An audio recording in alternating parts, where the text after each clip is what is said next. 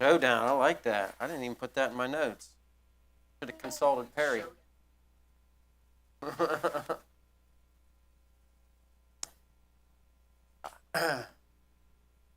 Showdown on Mount Carmel, very good. I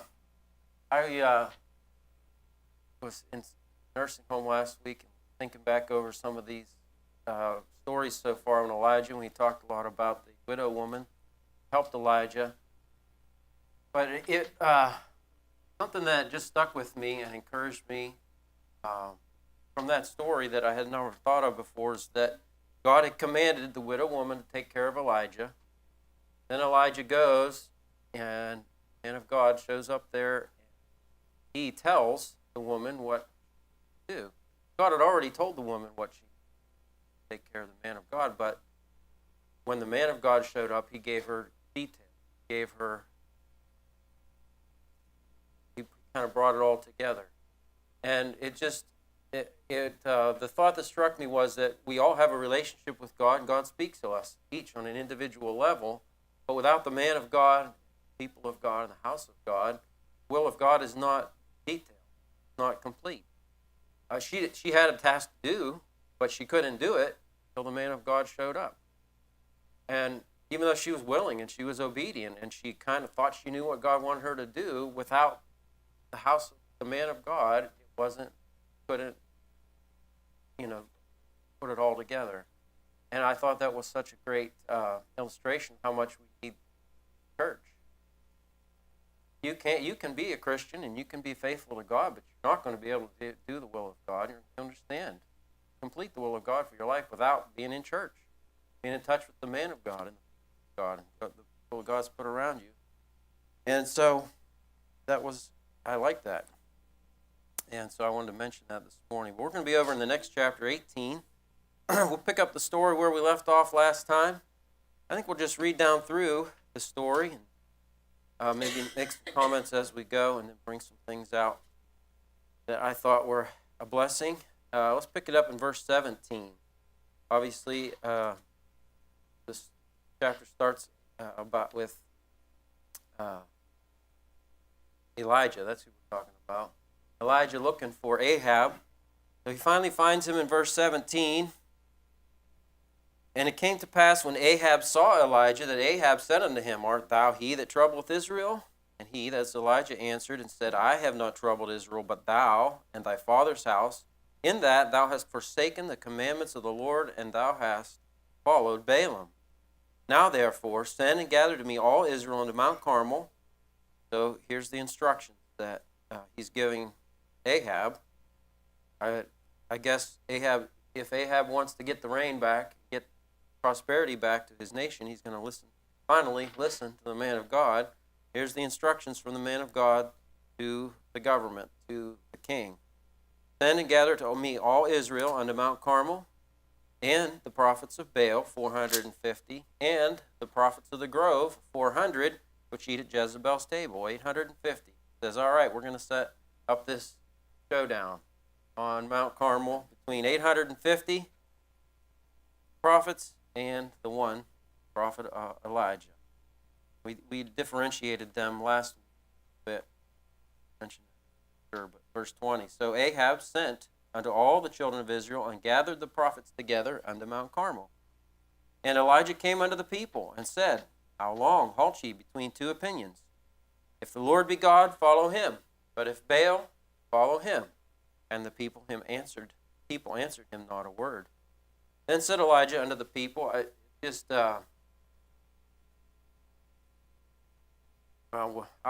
just read it and then I'll go back.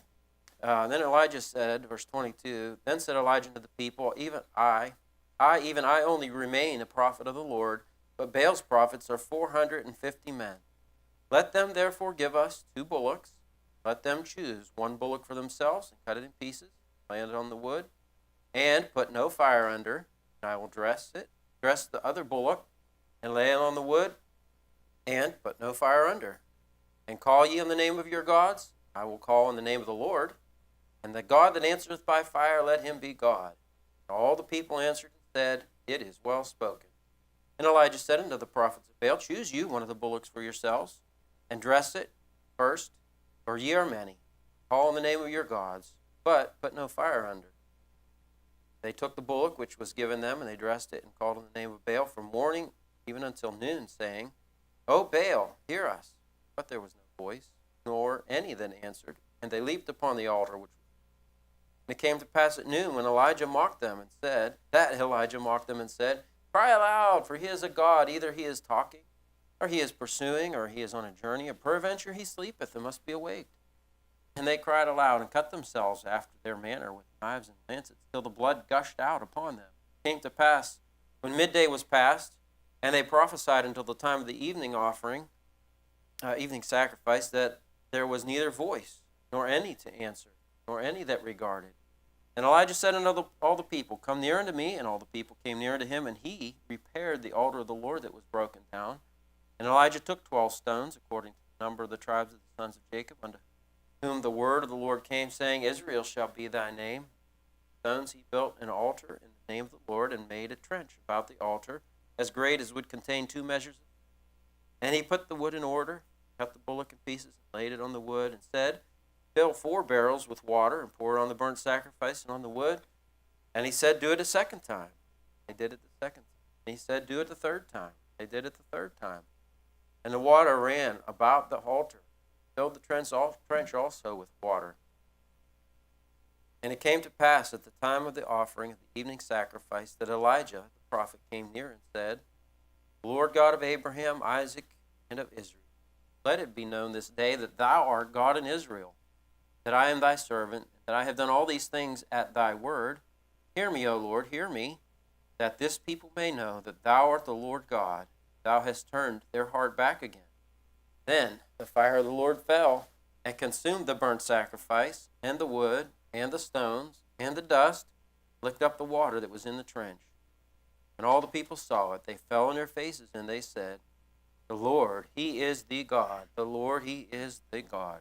And Elijah said unto them, Take the prophets of Baal, let not one of them escape. And they took them, and Elijah brought them down to the brook Kishon, and slew them there. Elijah said unto Ahab, Get thee up, eat and drink, for there is a sound of abundance of rain. I'll pick the story up there next.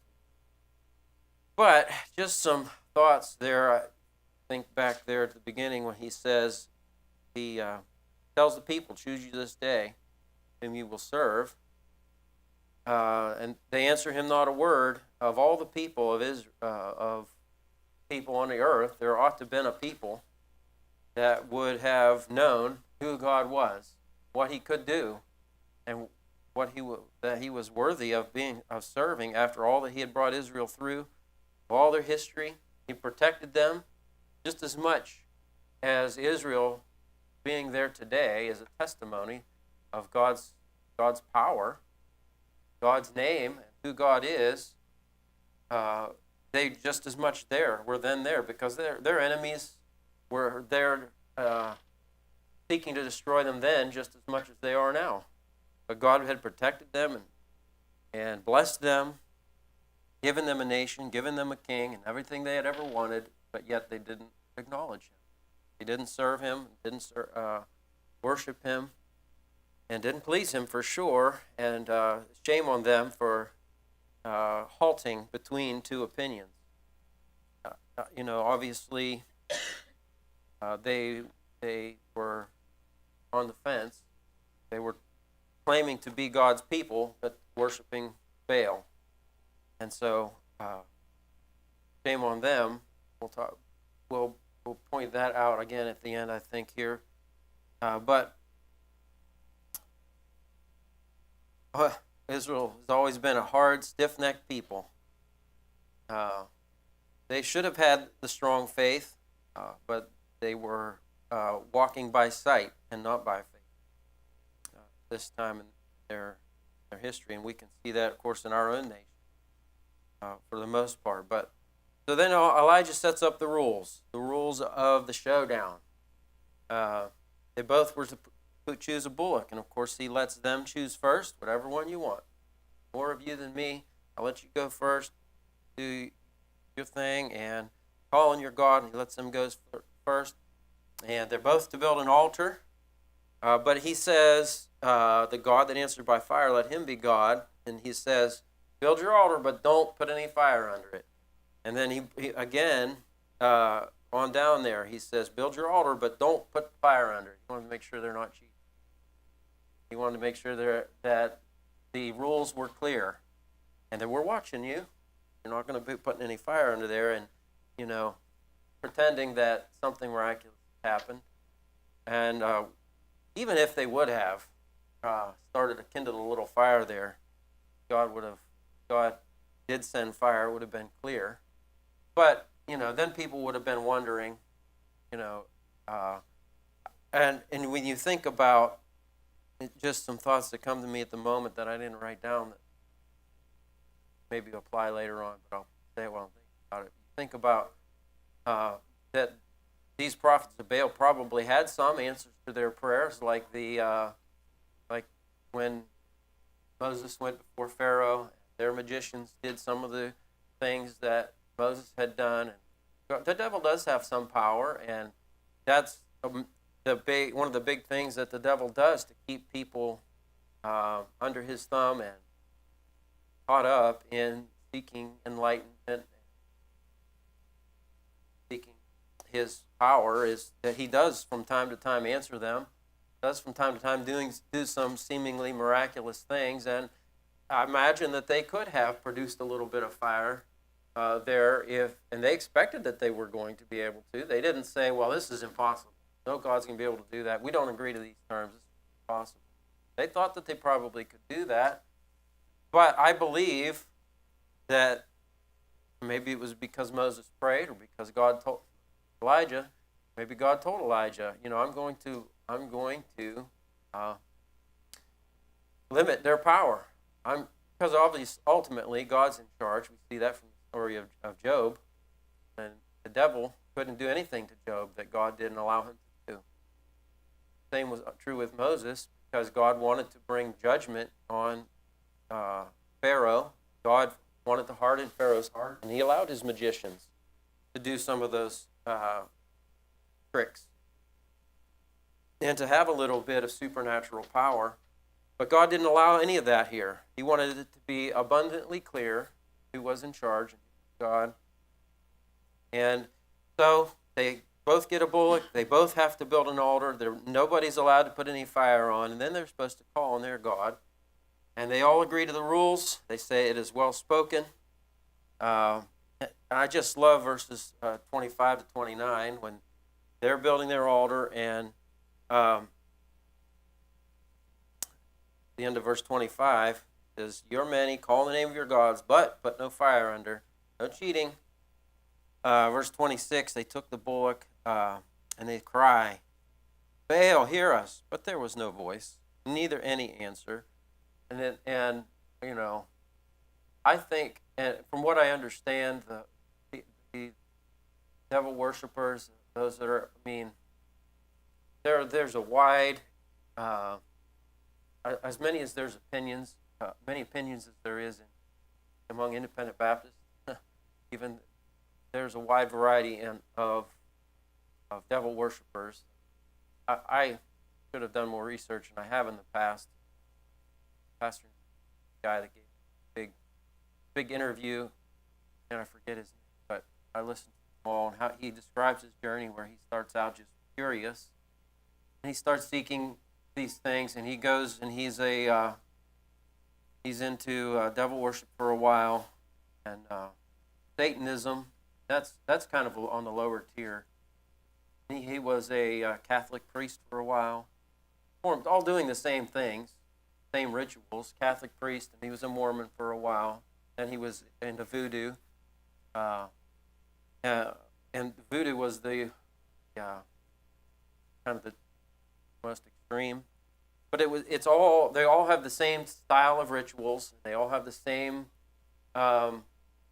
process they go to try to get the demonic to get in touch with their higher, get more enlightenment. And there was another, for a while he spent some time with the Masons. They all have the same, and they're at their heart, the same rituals. And anyways, but they don't get any answer from their God. And what I was getting at was many times they will do their seance, they will do their ritual, and nothing will happen. And they'll do it several weeks, maybe a month later. They've been doing this every day, and finally they get another answer. They get something strange happens. Oh, look what we were able to get, and I'm now more enlightened, and it keeps them, pursuing and sacrificing themselves more and more. And we see that here is that they leaped upon the altar which they had made. They're basically saying, I'm willing to sacrifice myself.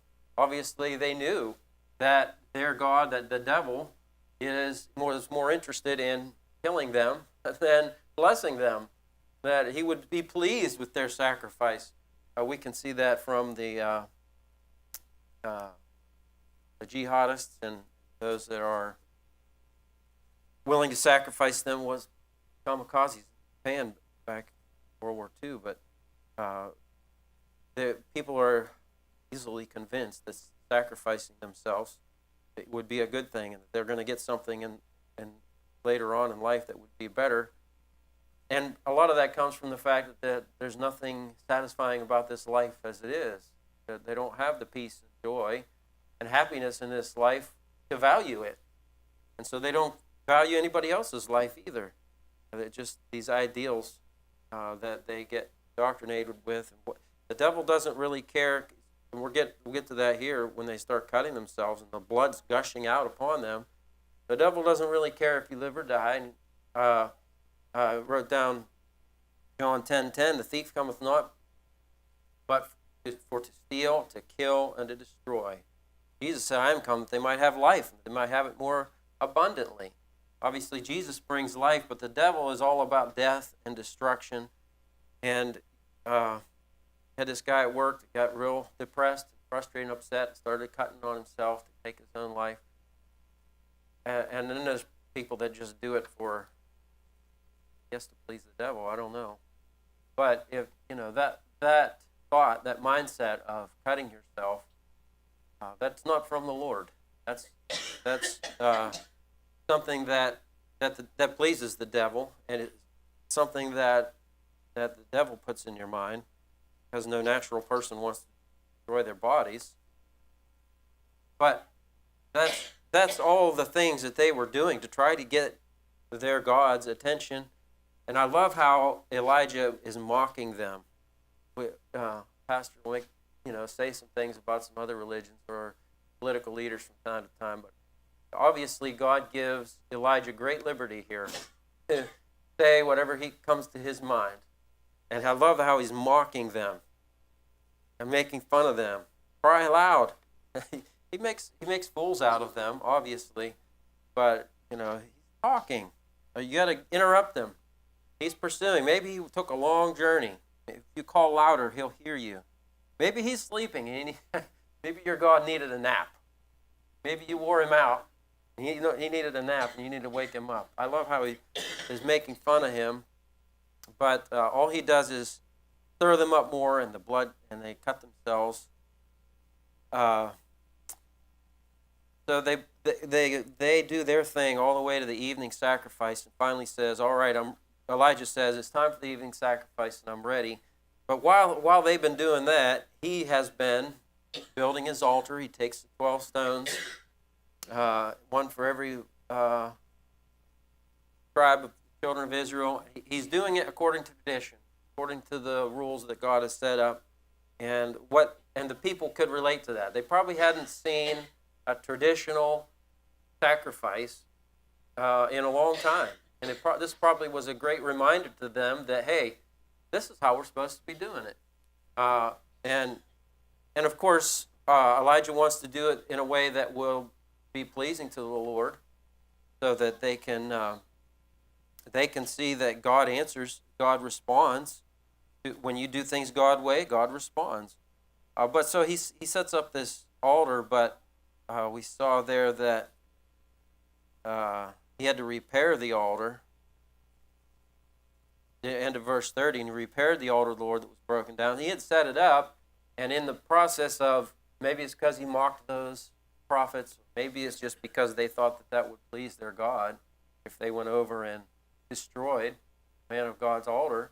But they went and destroyed his altar. He had to make it again the second time. He had to repair the altar that was broken down. And then he goes and he digs that trench all the way. He lays the wood in order upon it. He has to dig that trench. And of course, it hasn't rained in 3 years. The ground, I'm sure, is very hard, very difficult to dig in. But he digs that trench, and the obviously was a pretty good-sized trench. Well, it says as great as would contain 2 measures of seed. I'm not sure what that is or how much seed that is, but I imagine that was a bunch, because they put 12 barrels of water on the altar, on the sacrifice, and it runs down and fills that trench. So it's a significant amount of work that he has to do to get all of this ready. But obviously God showed up, and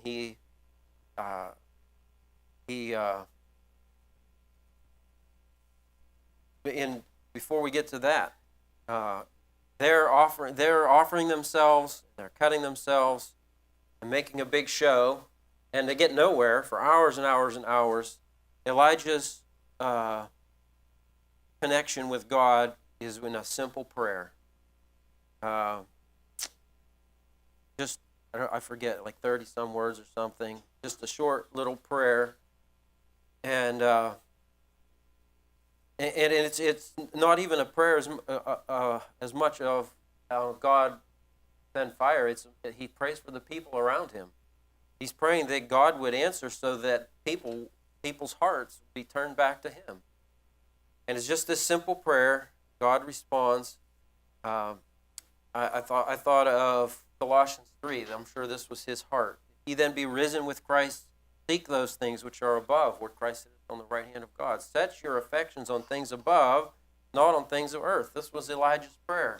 God, turn people's hearts back to you. Turn their focus back to you. Respond to this showdown with fire, because I want people's hearts to be turned back to you. God did it, and God did it in a big way, in a way that only God could. And I like the fact that I like this statement: if you stand up for God, God will stand up for you. There's going to be times when you're the only one standing. And I think that God puts each of us in that situation at times in our life where we're the only one standing. But if we don't do it, who else is going to do it?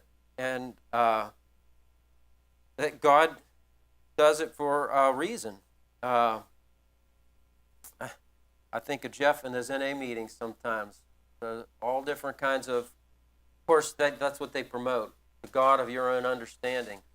But for so many years, people would be in here, spouting about, well, I think this is what I need to do, and this is just about all kinds of stuff. But so many times, Jeff would stand up and say, you guys need to trust Jesus. Jesus is the only answer.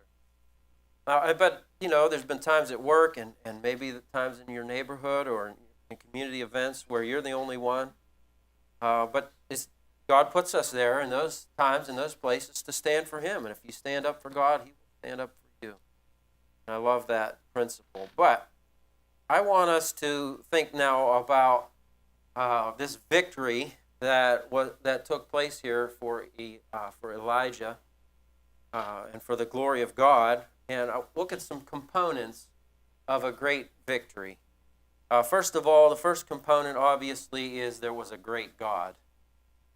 It requires a great God to get total victory. To have a great victory, it requires a great God.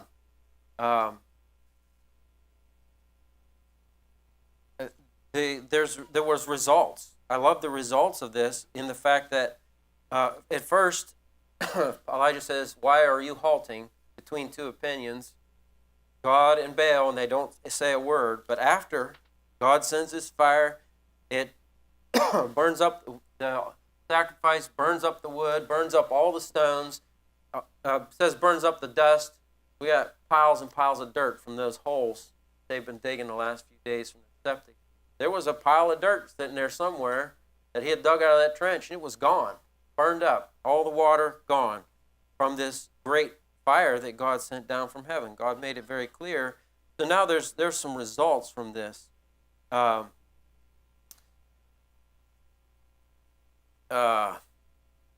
when on verse 39, all the people saw it. They fell on their faces. They said, "The Lord, He is God. The Lord, He is God."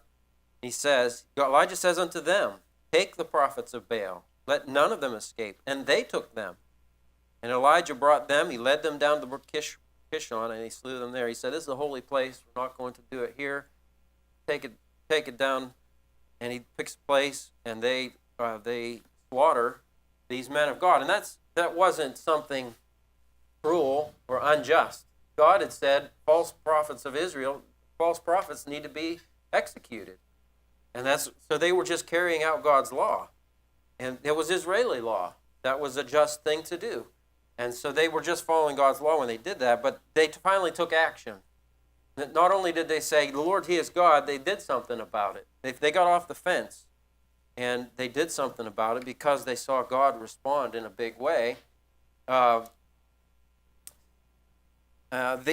there are moments, and maybe you can think of a time in your life when you were on the fence, and God did something miraculous, and it increased your faith, and it got you off the fence and got you serving the Lord, or turned to the Lord, or maybe encouraged you to be saved. But there are these moments that turn people's heart back to God, and many times the bigger the stand, the more hearts God can affect. So there was a great God, and I also saw there was great courage. We talked about this last week. Different prophets. It took a lot of courage for Elijah to stand up against Ahab. To stand when there's 850 prophets of Baal in this contest, showdown. And he took courage to speak out against the sins of the nation and the sins of the people. And I'm thankful for our pastor that has that kind of courage to do that. And another thing that it took, third thing I saw, was it took great faith.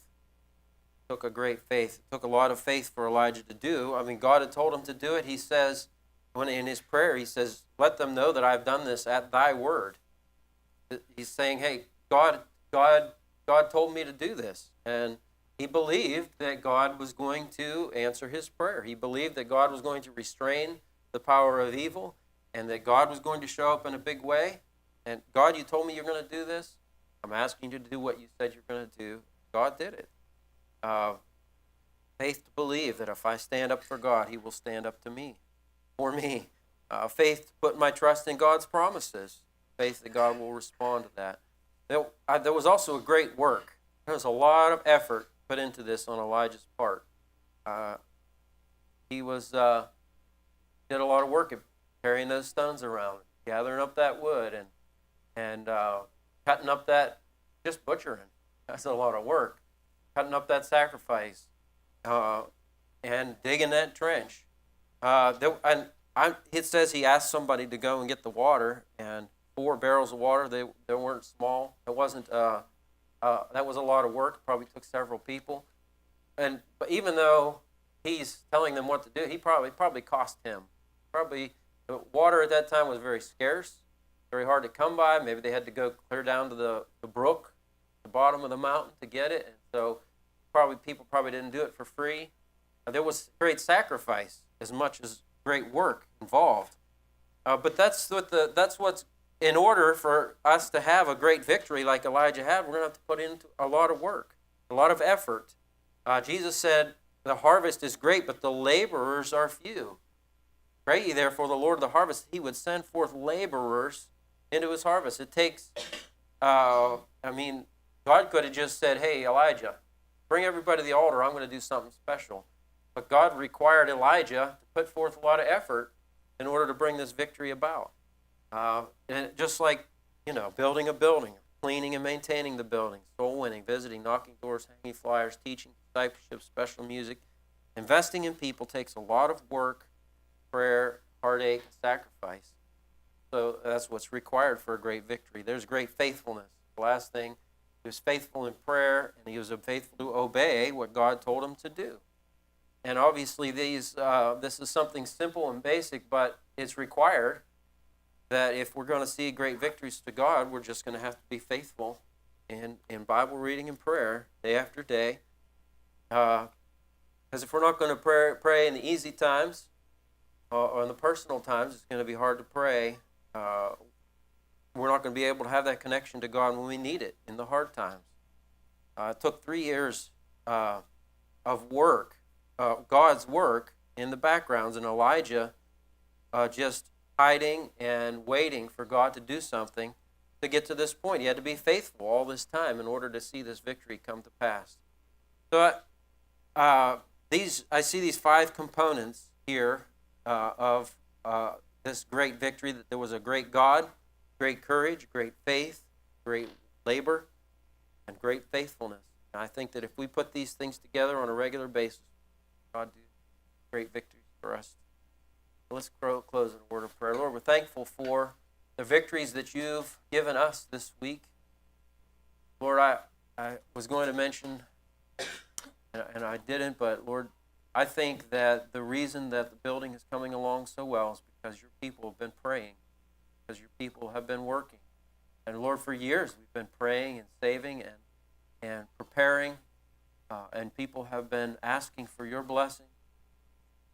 And now you are answering that prayer, and that's just a great testimony. But Lord, we're looking for great victories, not just so that we can have a nice building to meet in, and not just so that we can say, look what we've done, but Lord, we want to see men's hearts turn to you. And Lord, maybe there's some hearts that need to turn back to you in acknowledging your greatness, giving you the work and the labor that you're asking for us to do, and being faithful in our prayer, being courageous, having faith in you.